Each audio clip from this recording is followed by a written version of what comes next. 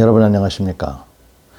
이번에 한미 두 나라의 대통령들이 만나서 지난 70년 동안의 그 한미 군사동맹을 기념하고 또 70년 동안 미군이 한국을 위해서 또 한국이 미국을 위해서 서로 돕고 희생한 부분, 특히 미국이 우리가 어려울 때 6.25 때 우리를 도와준 이러한 고마움을 표시하고 또 앞으로 미래에 대한 여러 가지 구상들을 하고 있어서 매우 고무적인 그런 일이었다고 생각합니다. 특히 이번에 그 군사동맹이 한 걸음 더 나가서 이제는 경제적인 또 외교적인 그런 분야까지 확대됐다는 것이 이제 계속 증명돼 보여서 더욱더 한미 관계는 공고해진 것 같습니다. 근데 한편으로는 미국하고 너무 가까운 게 아니냐. 또 우리 당장 주변에 있는 중국이나 또 멀지만 우리한테 영향을 미칠 수 있는 러시아하고 너무 각을 진 게 아니냐 하는 그런 우려를 하는 분들도 많이 있는 것 같습니다. 저도 뭐 사실은 좀 걱정스럽고요. 근데 이러한 그 우려에 대해서 우리가 어떤 식으로 좀 생각을 해야 될까? 저도 고민을 많이 해봤습니다. 우선 근본적으로 미국과 중국, 중국과 미국의 지금 경쟁, 이게 어떻게 될까? 여기서부터 한번 잘 생각해야 된다고 생각합니다. 미국과 중국이 지금 관계가 안 좋은데 경제적으로는 지금 계속 서로 이렇게 떼려야 뗄 수 없는 그런 관계가 있었던 것을 지금 떼려고 하는 거 아닙니까? 그걸 디커플링이라고 하는데, 그래서 지금 중국에 의존하던 뭐 많은 것들을 분리하려고 지금 노력을 하고 있는 것이죠. 그 다음에 이런 와중에 어느 순간부터 대만이 문제가 돼서 뭐 그냥 평상시에도 뭐 하루에 중국 배가 5척에서 10척이 대만의 그 경계구역에 계속 왔다 갔다 한다든지, 또 중국의 전투기나 전투 정찰기들이 대만 영공을 뭐 이렇게 수시로 드나드는 게 지금 현실입니다. 또 이것을 그냥 둘 수가 없으니까 대만도 대만이지만 미국 비행기들이 지금 왔다 갔다 하고 있고, 또 여러 가지 우발 상황에 대비해서 양국이 지금 여러 가지 그 긴장 상태가 있는 건 사실입니다.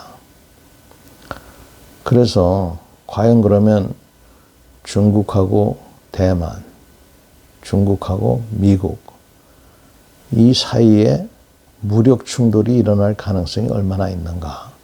전쟁을 말하는 건 아닙니다. 뭐 중국 비행기가 미국 비행기랑 뭐 부딪힌다든지, 뭐 백끼리 무슨 뭐 충돌이 일어난다든지, 그 넓은 하늘과 그 넓은 바다에서 이런 일이 일어나겠나 싶지만 사실은 뭐 그런 일이 과거에 있었죠. 그런 무력 충돌로부터 또 무슨 뭐 해괴한 무슨 사건이 일어나서 그것이 총과 미사일로 이어지지 않을까 하는 그러한 무력 충돌. 또 이것이 좀 더 커져서 그야말로 우리가 상상하기도 싫은 중국이 뭐 대만을 통일하기 위해서 뭐 침공을 한다든지 뭐 그럴 가능성이 뭐 크지는 않겠지만 그런 일이 없을 거라고 볼 수도 없는 겁니다. 또 더 나아가서는 세계적인 재앙으로 볼 수 있는 미국과 중국이 본격적으로 뭐 전쟁을 한다든지 이런 일들. 그래서 이런 일들을 생각해 보면 일어나서는 안 되지만 제가 보기에는 무력 충돌은 뭐 얼마든지 일어날 가능성이 지금 위험성이 굉장히 있고요.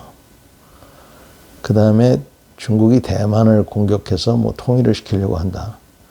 쉬운 얘기는 아니지만 앞으로 5년 이내에 중국 군사력이 더 강화가 되고 자만심에서 또 뭐 대만이 독립을 선언한다든지 하는 이런 엉뚱한 상황에서는 충분히 일어날 수도 있다라고 생각을 합니다. 제가 이렇게 기류를 보면 미군들도 중국하고 전쟁하고 싶은 생각은 없지만 혹시나 하는 생각은 하고 있는 것 같아요.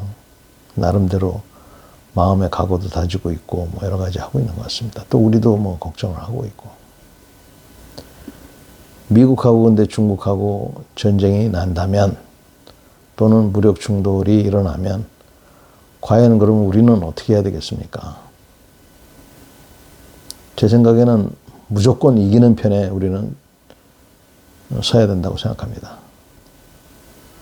물론 이번에 발표된 대로 가치동맹, 자유와 민주주의라는 가치의 동맹을 맺어야겠지만 그보다 더 중요한 거는 하여간 이기는 쪽의 편을 들어야 되겠죠. 그래서 가장 현명한 거는 중립을 지키는 건데 현재 세상 돌아가는 거는 불행하게도 우리나라 같은 경우에는 중립을 지킬 수 있는 그런 위치가 선택지가 아닌 걸로 저는 봅니다. 우리는 중립을 선택할 수가 없는 것이죠. 중립을 계속 유지하면 유지할수록 우리의 전통적인 우방은 서운해하고 또 중국은 오히려 우리를 만만하게 보고 나중에 무슨 일이 일어나서 우리가 어떻게 중국 편에 있다 하더라도 우리가 존경을 못 받을 것 같습니다.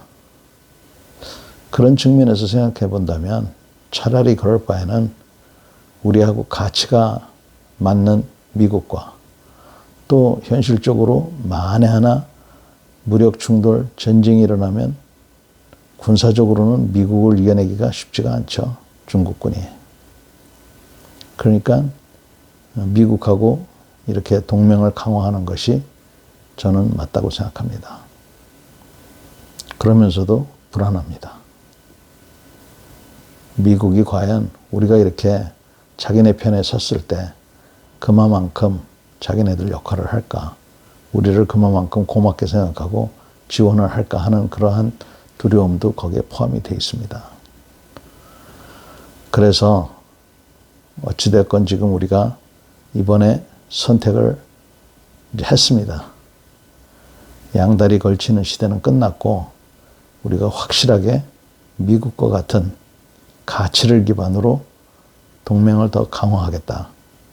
이런 길로 선택을 한 것 같습니다.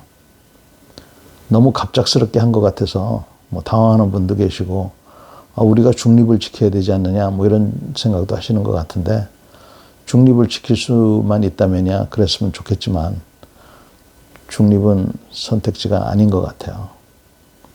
그러다 보니까 현재 이제 우리는 쉽지 않은 그러한 길로 가야 될 것 같습니다. 미국이 과연 뭐 여러 가지 이번에 좋은 얘기들이 많았는데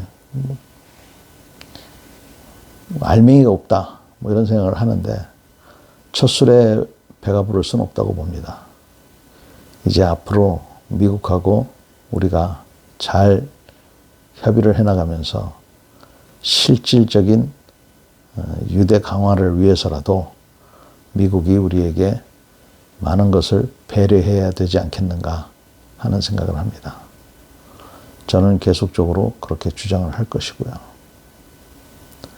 다음 편에서는 이번에 새로 발족한 핵 협의체에 대한 저의 생각과 저의 우려, 또 앞으로 우리 군이 어떻게 강화가 돼야 되겠는가 이런 얘기도 좀 하려고 합니다.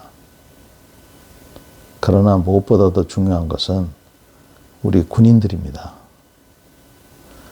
지금 제가 얘기를 들어보니까 병사들조차도 부사관들을 불쌍하게 생각한답니다. 부사관들, 초급장교들, 또 군 전반의 직업군인들에 대한 사기, 복지, 또 그에 따른 훈련 여건 마련을 위해서 지금이야말로 정신 바싹 차리고 신경 써야 될 때라고 생각합니다. 여러분은 과연 미중 갈등이 어디까지 갈 거라고 생각하십니까? 또 미국과 중국이 갈등을 일으키면 누가 군사적으로 우위에 있다고 생각하십니까? 이런 환경에서 우리가 선택해야 될 나라는 어디입니까? 그리고 기왕 선택을 해야 된다면 어느 순간부터 확실한 우리의 자세를 보여줘야 되는데 지금 이때가 아닐까 싶네요. 당황스럽기는 저도 마찬가지지만 기왕 이렇게 된 거 저는 한미동맹 강화를 위해서 한 표를 보내겠습니다. 그와 동시에 우리 군이 정말 내실 있는 그러한 강화가 이루어질 수 있도록 하는 바람입니다. 오늘도 경청해 주셔서 감사합니다.